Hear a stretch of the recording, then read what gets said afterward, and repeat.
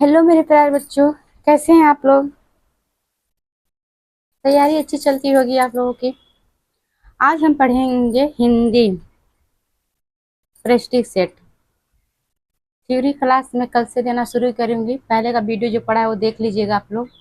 जिससे मैं पास की हूँ वही इसी से मैं पढ़ा रही हूँ आप लोगों को। यूथ का PYQ ले लीजिएगा आप। वाला है तो आप लोग से मैं बता दूं। हिंदी गद्यांश में दे रही हूँ। गद्यांश में आंसर दूंगी क्योंकि गद्यांश में आगे पीछे से करती रहूंगी तो मैं ऐसे नहीं कर पाऊंगी। तो आप लोग इसमें मैं पढ़ा रही हूँ। टिक लगाई हूँ एक जगह, तो मतलब वैसे मैं बीच बीच में बताती जाऊंगी। शुरू करते हैं। उपवास रखना केवल धार्मिक विधि विधान या कर्म कांड का अंग नहीं है माँ। उपवास व्रत भारतीय संस्कृति में पूर्ण स्वस्थ मतलब स्वास्थ्य रखने के लिए स्वस्थ रखने के सूत्र है। ऋतु परिवर्तन के समय, जब ऋतु परिवर्तन जब बदलता रहता है तो शरीर का तापमान बदलता रहता है तो बीमारी होती रहती है। तो इसीलिए उपवास करना जरूरी रहता है। जो करते हैं उसको तो स्वास्थ्य अच्छा रहता है। ऋतु परिवर्तन के समय व्रत इसीलिए रखे जाते हैं कि बदलते मौसम में कई किस्म की बीमारियां आती है। बीमारियों से लड़ने की रोग प्रतिरोधक शक्ति तभी प्राप्त होगी जब शारीरिक और मानसिक शुद्धता होगी। इसी में जीवन शक्ति भी प्राप्त होती है। इससे बल एवं बुद्धि का दरबार संतुलन बना रहता है। उपवास के दौरान शरीर के पाचन संस्थान को पूर्ण रूप से विश्राम मिलता है। एक दिन भोजन न करें तो अब जितनी अंग है अंदर की औजार वो सब आराम करती हैं। इससे ये मैं बता रही हूँ, इससे कैंसर होने की भी संभावना कम होती है। कि जो कि हफ्ते में महीने में 2 बार व्रत भी रख लें तो भी। तथा शरीर में विद्यमान पुराने खाद्य अवशेष तथा दूषित पदार्थ नष्ट होकर मल के द्वारा निकालने का प्रयत्न करते हैं तो भूख स्वतः समाप्त हो जाती है। अतः उस समय उपवास करना अनिवार्य हो जाता है। भोजन लेने से तीव्र निष्कासन क्रिया रुक,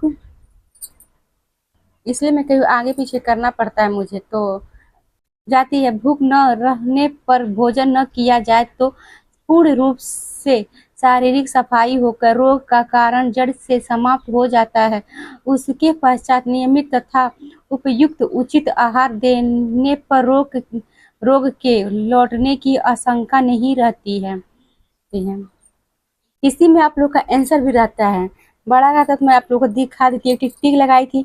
बदलते मौसम में भी है, ये सब है। स्वस्थ रहने के लिए प्रतिरोधक क्षमता ये सब है उसमें। आप लोग आसान से चाहेंगे तो बहुत आसान तरीके से आप लोग ढूंढ सकते हैं। इसमें 2 तरह का रहता है, एक बार पढ़ के क्वेश्चन आंसर लगाना रहता है, एक बार क्वेश्चन पढ़ के आंसर ढूंढना रहता है। तो मैं आप लोग बता दूं, पेपर में आप लोग क्या करिएगा, पहले क्वेश्चन पढ़ के आंसर ढूंढा कीजिएगा क्योंकि इससे समय बचत होती है। क्योंकि सीट का क्वेश्चन बहुत बड़ा बड़ा आता है, इसमें समय की बचत करना बहुत जरूरी रहता है, ज़्यादातर मैथ के लिए। क्योंकि मैथ में लास्ट में लगाया जाता है, क्योंकि मैथ जिसको आसान है तो लगा ही लेते हैं, जिसको नहीं करता है तो लास्ट में लगाना चाहिए। मैथ को सारा सब्जेक्ट जो आसान है उसी को पहले करना चाहिए। अब हम क्वेश्चन पढ़ेंगे। उपवास का संबंध किससे है? केवल धार्मिक अनुष्ठानों से, केवल स्वास्थ्य से, सी धार्मिक अनुष्ठानों तथा स्वास्थ्य दोनों से, डी रीति रिवाजों से। इसमें मैं समय से जल्दी बचत करने के लिए जल्दी से मैं बता दे रही हूँ। इसमें सी है धार्मिक अनुष्ठानों तथा स्वास्थ्य दोनों से, क्योंकि धार्मिक समझाएं तो बहुत लंबा वीडियो हो जाएगा। कि धार्मिक अनुष्ठान बता दे रही हूँ। धार्मिक अनुष्ठान इसलिए किया जाता है, ऐसा भारतीय संस्कृति से पूर्णतः स्वास्थ्य के सूत्र से लिया गया है। कि जैसे भारतीय संस्कृति मतलब ऐसे लिए बनाया गया है कि जैसे व्रत रहेंगे, उपवास करेंगे, साफ सफाई करेंगे, इससे शरीर की बीमारियां दूर होगी, स्वास्थ्य शरीर रहेगा। इसीलिए बदलते मौसम का प्रभाव किस पर पड़ता है? ए है स्वास्थ्य पर, बी है धार्मिक विधि विधान पर, सी है केवल पाचन शक्ति पर, डी है हृदय पर। बताइए किस पे कमेंट जल्दी जल्दी करते रहिए। ये स्वास्थ्य पे है, ये है यहाँ पे दिया है ना। बदलते मौसम में कई प्रकार की किस्म की बीमारियां आती है। शरीर से लड़ने के लिए प्रतिरोधक शक्ति को रखने के लिए मानसिक शुद्धता होती है। इसमें दिया है स्वास्थ्य, पीछे है मैं पढ़ के सुना दे रही हूँ। आगे पीछे करने में थोड़ा सा प्रॉब्लम होती है मुझे। आगे, शारीरिक और मानसिक शुद्धता से क्या प्राप्त होता है? रोग से लड़ने की शक्ति। बी है ईश्वर की प्राप्ति। सी है तीव्र भूख लगती है। डी है विजातीय पदार्थ शरीर में निकल जाते हैं। कौन सा है? इसमें ए है रोग से लड़ने की शक्ति होती है, व्रत रखें तो लड़ने की शक्ति होती है। रोगों के लौटने की संभावना कब कम हो जाती है? जब उपवास रखते हैं। बी, जब मनपसंद भोजन करते हैं। फैन की आवाज जाती होगी। अब मैं फैन बंद कर दी क्योंकि आवाज बहुत जाती होगी। सी है जब बिना भूख के भोजन करते हैं। डी है जब बिना भूख के भोजन न किया जाए। कौन सा सही है? डी सही है, जब बिना भूख के भोजन न किया जाए। इसमें लिखा था बिना भोजन, जब भूख न लगे तो भोजन नहीं करनी चाहिए। पीछे नहीं कर रही हूँ। आगे, उपवास के दौरान शरीर के पाचन संस्था को पूर्ण विश्राम मिलता है। रेखांकित वाक्यांश से क्या तात्पर्य है? ए है पाचन अंगों को थोड़ा आराम मिल जाता है। बी है पाचन अंग निष्क्रिय हो जाते हैं। पाचन अंग निष्क्रिय हो जाते हैं। सी है पाचन अंगों को पूरी तरह आराम मिल जाता है। डी है पाचन अंग अति सक्रिय हो जाते हैं। कौन सा है इसमें? कमेंट करके बताइए कौन कौन सा है। सी है पाचन अंगों की पूरी तरह आराम मिल जाती है। अगर उपवास करते हैं तो पाचन शक्ति जितनी शरीर होती है उतनी आराम मिलती है शरीर को। गलत खाद्य पदार्थ ही विजातीय द्रव यानी विष का काम करते हैं। यहाँ गलत खाद्य पदार्थ से क्या तात्पर्य है? जो ये है जो पदार्थ खाने योग्य नहीं होते हैं। बी, जो पदार्थ शरीर को हानि पहुंचाते हैं। सी, जो पदार्थ खाने योग्य होते हैं। डी है जो पदार्थ शरीर को लाभ पहुंचाते हैं। बी है जो पदार्थ शरीर को हानि पहुंचाते हैं। आगे, विजातीय का विलोम शब्द है। विजातीय का विलोम शब्द कौन सा है? सजाती। ये तो बहुत आसान है। ये दूषित में कौन सा प्रत्यय है? तो इसमें दूषित में कौन सा प्रत्यय है? बी है। ये तो आप लोगों को बहुत आसान है, बता देंगे फिर भी ये तो ई बी इत सी इत ये हर्षी वाला रहेगा वो मत लगाइएगा आप लोग। डी सित, तो ई अति वित्त है। 99 है निम्नलिखित में से कौन सा विशेषण का उदाहरण है? ए है अजगर। बी है आहार। सी है अमृत। डी है अलसी। डी है अलसी। पद्यांश गद्यांश पढ़ चुके हैं, पद्यांश है। निम्नलिखित में से पद्यांश को पढ़कर पूछे गए प्रश्नों के सबसे उपयुक्त उत्तर वाले विकल्प को चुनिए। क्या इसमें विकल्प चुनिए। क्या परिचय दूं मैं अपना? Draupadi dash dash dash, Panchali dash dash, Krishna dash dash. इसमें एगसैनी सभी संज्ञाएं विशेषण हैं। क्या संबंध सूचक? मैं चाहती हूँ 30 क्वेश्चन 30 मिनट में दें। अभी गौर किया है? खूब ध्यान से देखना, ध्यान से सुनना, ध्यान से कहना। ये मतलब कभी गौर किया है कि तुमने मेरा कोई नाम नहीं?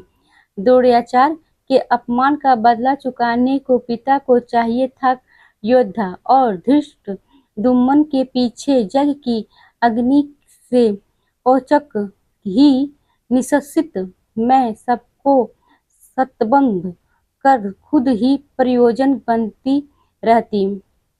अजन ये द्रौपदी की कहानी है। सुई की नोक के बराबर भूमि न पाने वाले के अवसर और अब तक मुझ पर उंगली उठाते थकते नहीं कि लाखों लोगों को मृत्यु का कारण मैं रही, और कई और भी कई कहानियां बुन ली है।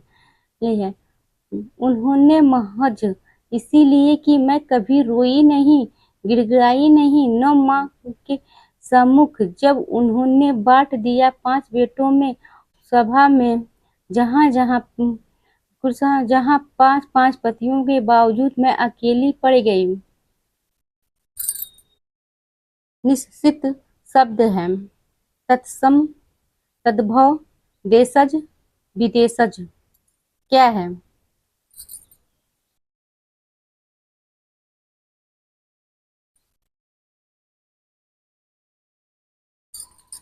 ये सही है। तत्सम। द्वयाचार शब्द का संधि विच्छेद क्या है? सी है दुर्योधन आचार्य। यहाँ पंचाली से क्या आशय है?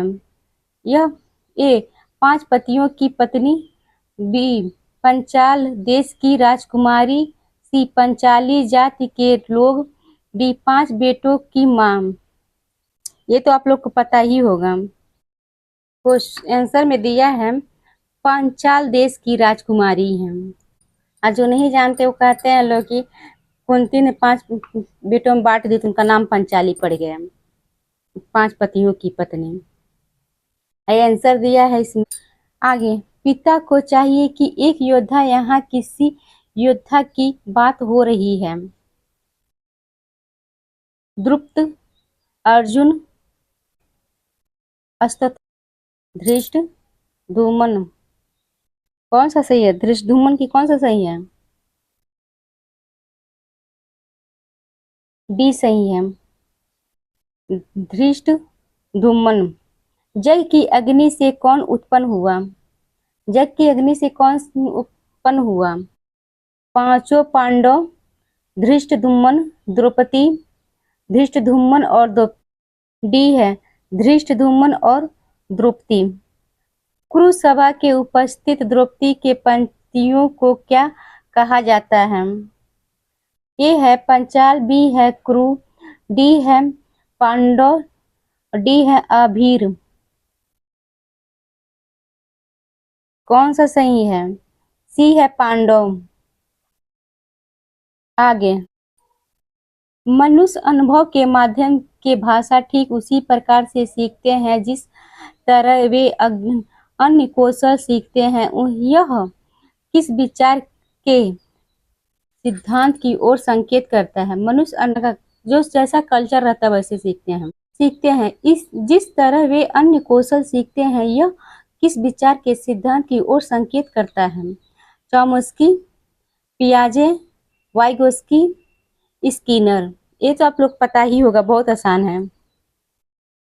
स्किनर कहते हैं व्यवहार, इनको व्यवहार से जाना ही जाता है स्किनर को। ये व्यवहार ही पूछ रहे हैं। आगे, यदि शिक्षक विद्यार्थियों को शब्दावली सिखाने में मदद करना चाहते हैं तो निम्नलिखित में से कौन सा तरीका सबसे प्रभावशाली होगा? ए है कहानियों और चित्रों का प्रयोग, बी है दोहराव ड्रिल का प्रयोग, हम पेडागोजी पढ़ रहे हैं, सी है लिखित अभ्यास का प्रयोग, डी है पाठ्य पुस्तकों का उपयोग। ये है कहानियों और चित्रों का प्रयोग। ड्रिल आ जाए तो अभ्यास आ गया, वो भी गलत है। पाठ्य पुस्तकों का उपयोग आ गया, वो भी गलत है। ये इसमें सही है। आगे, तो किनारे किनारे जो पढ़ता है वो दिखता नहीं। और भाषावाद शिक्षा का ऐसा संसाधन है जिसका उद्देश्य है, ये है शिक्षण अधिगम के लिए शिक्षार्थियों की भाषाओं का उपयोग करना, बी है शिक्षार्थियों का यथासंभव अधिक से अधिक भाषाएं सिखाना, सी है शिक्षण अधिगम के लिए शास्त्रीय भाषाओं का उपयोग करना, डी है नौकरियों के लिए अंग्रेजी भाषा और संस्कृति के लिए मातृभाषा सीखने के सक्षम बनाना। कौन सा है? ये है शिक्षण अधिगम के लिए शिक्षार्थी की भाषाओं का उपयोग करना। आगे, कविता पढ़ने के उपरांत निम्नलिखित में से कौन सा प्रश्न शिक्षार्थियों द्वारा अनुमान लगाने को सर्वाधिक रूप से शामिल करना है? कौन सा? ए है क्या कवि द्वारा कविता को दिया गया शीर्षक संगत है, बी है कविता में से विलंब का चयन कीजिए और उससे एक वाक्य में उपयुक्त कीजिए। सी है आपको कविता के बारे में सबसे ज्यादा क्या पसंद आया, उसके बारे में एक संक्षिप्त टिप्पणी लिखिए। संक्षिप्त मतलब छोटा। कमेंट करके बताइए कौन कौन सा सही। ये है क्या कभी कहीं ना कहाँ सीटेड इतना ट्रिक माध्यम पूछता कहाँ क्या आ गया वही उठाएगा, सही मानता है। क्या कवि द्वारा कविता को दिया गया शीर्षक संगत है। एक क्वेश्चन पूछना सबसे। रचनावादी कविता में शिक्षार्थी किस प्रकार से कार्य करते हैं। समूह में अंतःक्रिया करते हैं तथा कक्षा में आवाजें करते हैं। बी है अपनी कापियों में सभी विकल्प लिखते हैं। सी केवल शिक्षक के साथ ही अंतःक्रिया करते हैं। डी है किसी भी तरह की अंतःक्रिया नहीं कर। ये है समूह में अंतःक्रिया करते हैं तथा कक्षा में आवाजें करते हैं। आगे किसी पाठ्य सामग्री से कोई विशिष्ट सूचना निकालने हैं। तो ही करेंगे, इधर किनारे दिखता ही नहीं है। के उद्देश्य से उस पाठ्य सामग्री के किसी अंश को बारीकी और गहनता के साथ पढ़ने का कौशल कौन सा अवबोधन कहलाता है। ए है अनुमानिक, बी है वैश्विक, सी है स्थानिक, डी है लेन देन। ये है अनुमानिक। निम्नलिखित में से कौन सा लेखन अभ्यास शिक्षक द्वारा आधार प्रदान करने का एक अच्छा उदाहरण है। ये है शिक्षार्थियों को उनके वाक्य या विचार का प्रारंभ करने के लिए शुरुआती अच्छा उपलब्ध कराना। बी है एक बार जब शिक्षार्थी लेखन कार्य समाप्त कर ले तब मानदंड निर्देशों के आधार पर ग्रेड देना और उससे साझा करना। ग्रेड देना साझा करना है तो गलत ही है। आगे शिक्षार्थियों के साथ विषयों की एक सूची साझा करना और अपनी पसंद के विषय पर उन्हें लिखने के लिए कहना। डी है शिक्षार्थियों को एक छेद पढ़ने और मुख्य पात्र के बारे में अपनी राय लिखने के लिए कहना। शिक्षार्थी को एक अनुच्छेद पढ़ने और मुख्य पात्र के बारे में अपनी राय लिखने के लिए कहना। कौन सा सही है।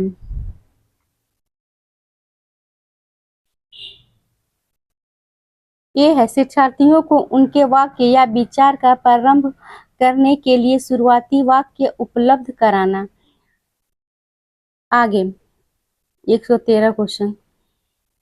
अपने आरंभिक वर्षों में बच्चे दीवार, फर्श और कापी उत्तर पुस्तिका में आड़ी तिरछी रेखा बनाते हैं।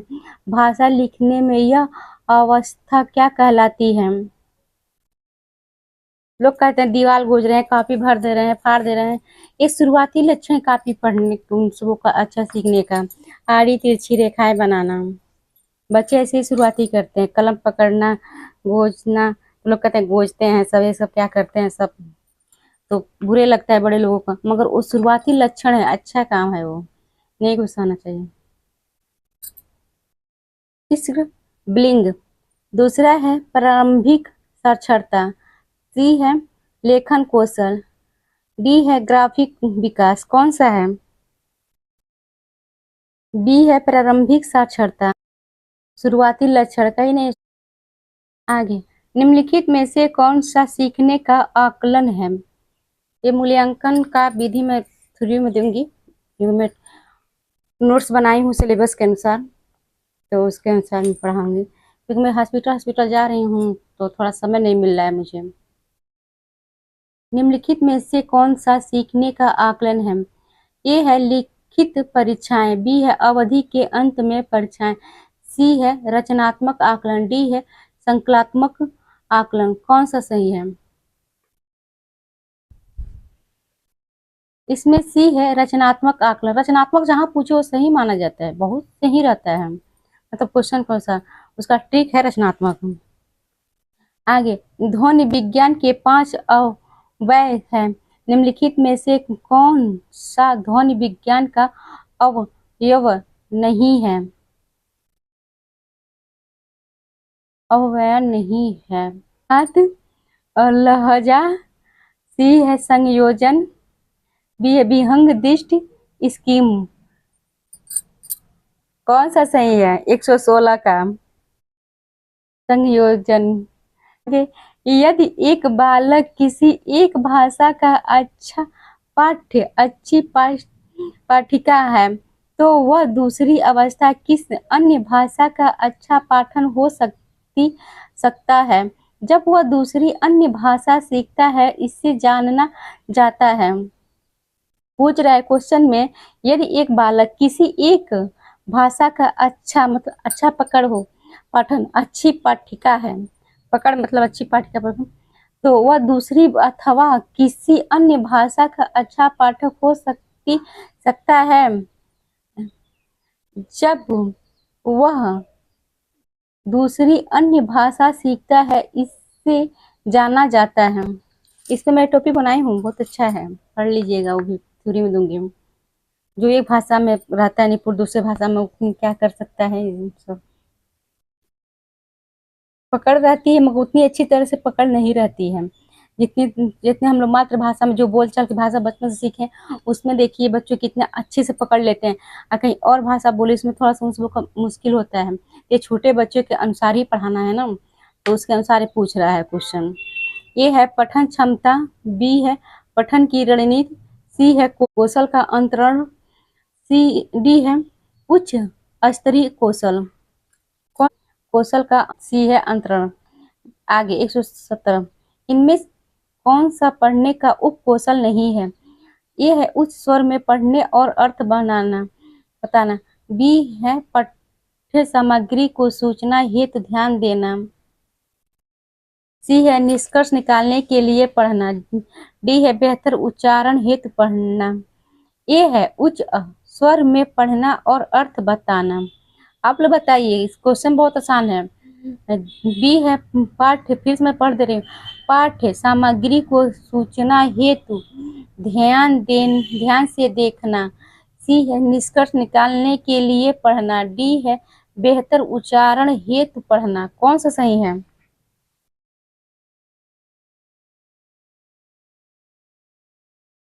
नहीं पूछा है, ये देखिएगा, नहीं पूछा है।